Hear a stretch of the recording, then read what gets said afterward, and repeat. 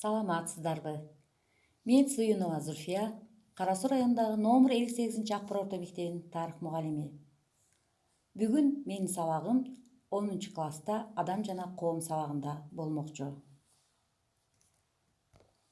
Балдар, баардыгыбыз көңүлүбүздү бир жайга топтоп, баардыгыбыз сабакты угууга, көрүүгө көңүлүбүздү бурабыз. Баардыгыңыздарга мен жакшы ийгиликтерди каалаймын. Бүгүнкү темабыз административдик укук. Биз бүгүн сабактын максаттарында токтолсок. Биринчи максатыбыз административдик укук жөнүндө маалымат окуучулар алышат. Экинчи максатыбыз окуучулар административдик жоопкерчилик жөнүндө түшүнүккө ээ болушат. Үчүнчү максатыбыз административдик укуктун негизги булактарын, эмнелер түзөөлөрүн биле алышат. Эгерде окуучулар административдик укук жөнүндө маалыматты биле алышса, административдик жоопкерчилик жөнүндө түшүнүккө ээ боло алышса, административдик укуктун негизги булактарына эмнелер кирерин биле алышса, анда бүгүнкү сабагыбыз өзүнүн максатына жетет деп ойлойбуз. Балдар, баардыгыбыз административдик укуктун аныктамасына көңүлүбүздү бурсак. Административдик укук мамлекеттик башкаруу органдарынын ишин уюштуруу жана аткаруучулук тескөөчүлүк иш-аракеттерин жүзөгө ашыруунун жүрүшүндө келип чыгуучу коомдук мамилелерди жөнгө салуучу укук тармагы болуп эсептелет. Административдик укуктун негизги булактарына Кыргыз Республикасынын Конституциясы жана мыйзамдары, Жогорку Кеңештин указдары кирет.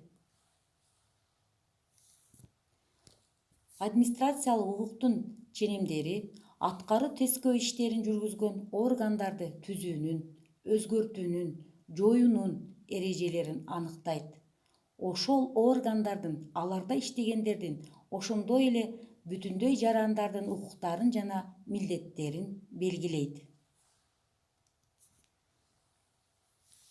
Ал органдарга финансылоо, курулуш, айыл чарба, транспорт, байланыш, билим берүү, илим, маданият, саламаттыкты сактоо, социалдык камсыздандыруу жана башка кирет. Айтылган органдардын иштөө тартиби ушул администрациялык укук менен жөнгө салынат. Материалдык жана процесстик мамилелерди бир эле учурда жөнгө салуу Кыргыз Республикасынын административдик укугунун өзгөчөлүү мүнөзү болуп саналат. Балдар, биз административдик укук жөнүндө кичинекей болсо дагы маалыматты алдык. Эми административдик жоопкерчиликке көңүл бурсак. Административдик жоопкерчилик жеке адамдын жана жооптуу кызматчылардын административдик мыйзамды бузган кезде юридикалык жактан жоопкерчилиги болуп эсептелет. Административдик жоопкерчиликке 16 жаштан жогору атуулдар жоопкерчиликке тартылат.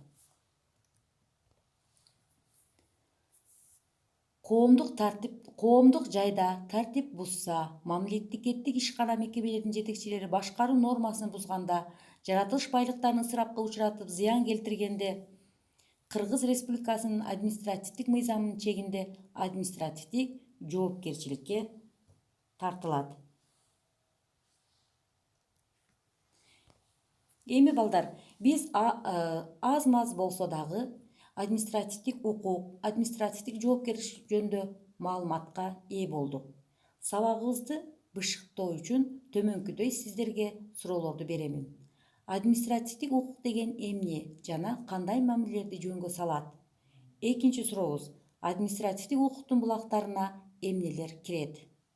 Силер ушул суроолорду дептериңерге жазып, ушул суроолорду ойлонуп, бир сыйра китептен окуп, мен айткан маалыматтарды дагы өзүңөр бышыктап, дептериңерге жоопторун жазасыздар. Эми үй тапшырмасына көңүлүңөрдү буруңуздар. Административдик укук боюнча түшүнгөнүңөрдү дептериңерге жазгыла, кошумча интернет булактарынан изденип, дагы маалымат алгыла. Андан сырткары берилген тапшырманы так аткарып, Эмки сабакка чейин тынч туруңуздар. Көңүл бурганыңыздарга чоң рахмат.